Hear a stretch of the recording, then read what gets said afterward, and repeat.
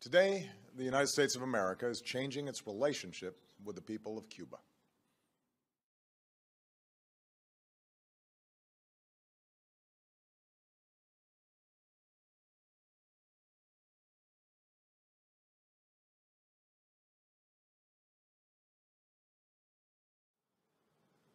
Mr. President, my name is Dr. Orlando Gutierrez Cornat.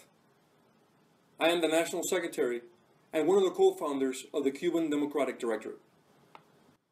On December 17th of 2014, you announced a new policy of your administration towards the Castro regime in Cuba.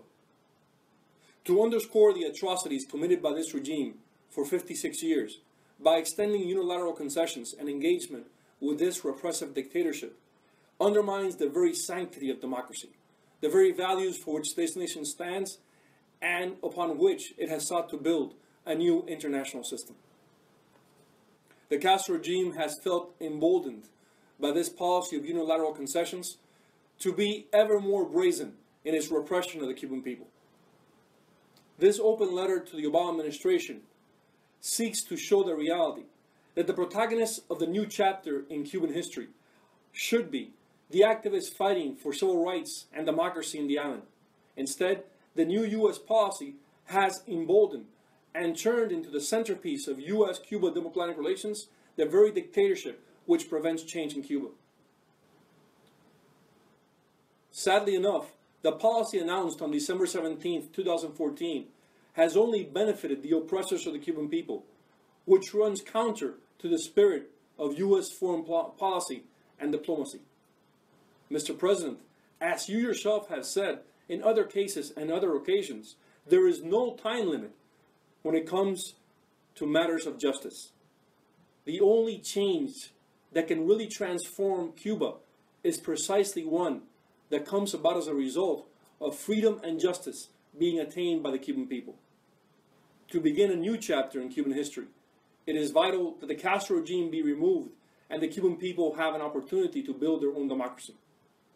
The climate created by your new policy has created false expectations about change in Cuba.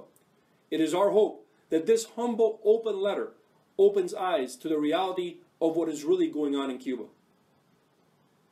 In your December 17, 2014 speech, you referred to cutting loose the shackles which bound the Cuban people and prevented them from a better future. How can this possibly come about when those holding the shackles are precisely still in power? Today, Alan returned home, reunited with his family at long last. Alan was released by the Cuban government on humanitarian grounds. Separately, in exchange for the 3 Cuban agents, Cuba today released one of the most important.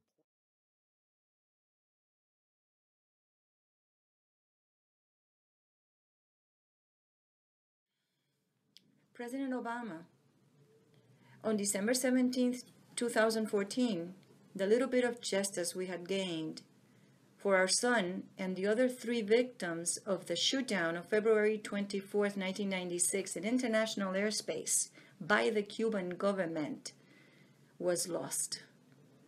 And it was all lost by the stroke of your pen. 3 convicted spies were released, including Gerardo Hernandez, the leader of them all. And we found out on television. To add insult to injury, Hernandez was aided by the U.S. government to inseminate his wife while he was serving 2 life sentences for conspiracy to murder, for espionage, and many other charges. This is a betrayal to our son, to our families, to the other 3 victims and their families. Our son Mario lived by the rule of law. He loved this nation. He was born here, never lived anywhere else. And he learned what freedom is all about. So when it came time and he wanted to be a pilot, He wanted not only to make a good living flying commercial planes, but he wanted to volunteer to save lives, the lives of those that were seeking justice and freedom in the United States. So he was a volunteer pilot in that sense. He loved justice, and he studied Martin Luther King, and he lived by that, knowing that injustice anywhere, like Mr. King would say, is a threat to justice everywhere. In 1996, 4 innocent lives were lost. In 2014, you denied their justice. And I am really, really hurting and betrayed by that action. Mr. President, I'm just saying this, that I'm terribly shocked when I heard that you had released Gerardo Hernandez, who was the only Cuban official convicted of the murder of my son, Mario Manuel de la Peña, and three other brothers to the rescue, 2 of them citizens of this country and 1 legal resident. I'm terribly shocked because, to me, you have not complied with U.S. law. You didn't inform us if this was going to be a presidential pardon. You just surrendered to a dictator, Raul Castro, to his blackmail because he had arrested and detained Alan Rost. And I'm shocked because you gave in to Cuba by releasing these 3 men and releasing Gerardo Hernandez, who was convicted of conspiracy to murder. Again, convicted for conspiracy to murder 3 American citizens and 1 legal resident. Do you think this is right, Mr. President? Mr. President, how would you feel as a father if you were in my shoes?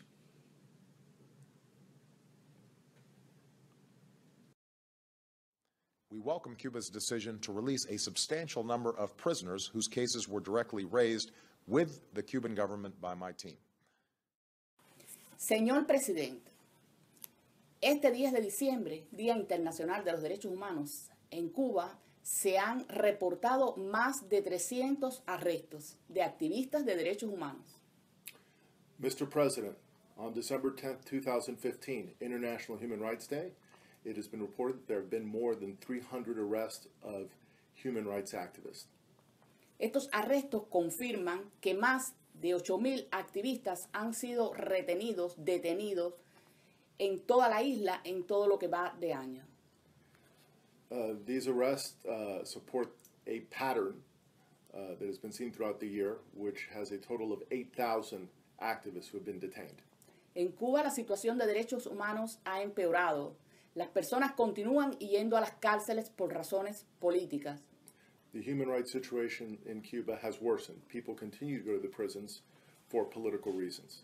Los activistas de derechos humanos continúan siendo maltratados, humillados, golpeados en las cárceles. Human rights activists continue to be mistreated, humiliated, beaten inside of the prisons. El número de abusos y atropellos que se cometen dentro de la isla ha aumentado en este año. The number of abuses and violations have increased throughout this year. Y como es lógico, los prisioneros políticos han tenido que recurrir a la huelga de hambre para reclamar sus derechos. And logically and consequently, political prisoners have had to appeal to the recourse of hunger strikes to demand their rights. The United States believes that no Cuban should face harassment or arrest or beatings simply because they're exercising a universal right to have their voices heard. And we will continue to support civil society there.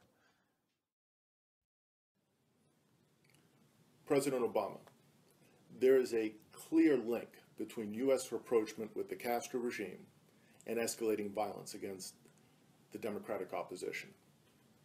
Earlier this year, on May 24, 2015, a 56-year-old mother of 2 was the victim of a brutal machete attack ordered by Cuban state security.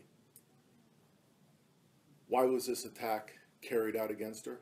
Well, she was a local member of the People's Power Assembly who was trying to keep a school open. And when the authorities ignored her, she went to the international media. They purged her from her position. She joined the Democratic opposition and began working for improved human rights standards inside of Cuba. And that was something the regime could not forgive. This brutal attack is emblematic of the violence visited upon human rights defenders in Cuba since your December 17th, 2014 announcement. This April, we are prepared to have Cuba join the other nations of the hemisphere at the Summit of the Americas. But we will insist that civil society join us so that citizens, not just leaders, are shaping our future. Mr. President, by supporting the decision to invite the Castro regime to participate in the Summit of the Americas in 2015 in Panama, the very democratic essence of the summit was violated. The Castro regime felt emboldened not just to repress inside Cuba, but to export its repression to Panama. I was part of a group of Cuban-American activists who traveled to Panama City to peacefully protest, and we were brutally attacked by a gang of thugs who came from the Castro embassy and beat us, in my case causing severe injuries to my legs, simply because we wanted to deposit flowers in front of a statue of Cuban national hero José Martí. Other events during the summit were also interrupted and violated by Castro's gangs of thugs attacking Cuban dissidents who were participating. This demonstrates the criminal nature of the regime and how it will extend its repression anywhere it's allowed to go. Mr. President, after we suffered this terrible attack in downtown Panama City, we saw that you arrived for the summit meetings. Sadly enough, instead of meeting with us, your fellow Americans, who had suffered a brutal attack at the hands of a dictatorship, you met with Raul Castro, responsible for the murder of thousands of Cubans. I believe that this meeting sends a very dangerous message to hostile regimes around the world, that no matter what they do towards Americans, there will always be a willingness to engage and speak with the regime. I believe that American businesses should not be put at a disadvantage, and that increased commerce is good for Americans and for Cubans. Para algunos, el restablecimiento de relaciones abriría un nuevo y próspero capítulo de productivas inversiones. For some, the reestablishment of relations would open a new chapter of investment and growth. Intercambios que contribuirían a mejorar la situación del pueblo cubano. And this exchange would supposedly contribute to improving the situation of the Cuban people. E incluso el término empoderamiento I want to emphasize the term empowerment retomó mucha fuerza entre los actores políticos, gained a great deal of strength among political actors quienes desde ambas orillas apoyaron estas medidas. who supported the normalizing of relations on both sides of the Florida Straits. Y de pronto fue como si el problema de Cuba hubiera sido un tema económico y no político. And then suddenly it seems as if Cuba's problem were an economic problem, not a political problem. Como si el embargo y el comercio hubieran sido los grandes culpables de las flagrantes, masivas y sistemáticas violaciones a los derechos humanos. It would make one think that from the very beginning the embargo was to blame for the suffering of the Cuban people. Que por cierto han traído como consecuencia miles y miles de fusilados, asesinados, desaparecidos y un largo y tenebroso presidio político. The Castro regime has been responsible for thousands of Cubans who have been executed and disappeared, and for thousands who have been in prison for their political ideas. When we look at this new policy, one of the centerpieces of this new policy, and we hear administration officials and we hear the news media, and I want to reprimand the media in this sense, using the term private sector. The purpose apparently is to strengthen the private sector in Cuba. Well, I could pick a lot of things to criticize about that, but I'm just going to highlight the most basic one. There is no such a thing as a private sector in Cuba. Queremos Mardona con libertad. We want McDonald's with freedom.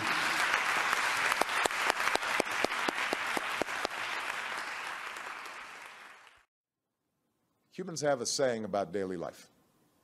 No es fácil. It's not easy. Today, the United States wants to be a partner in making the lives of ordinary Cubans a little bit easier, more free, more prosperous.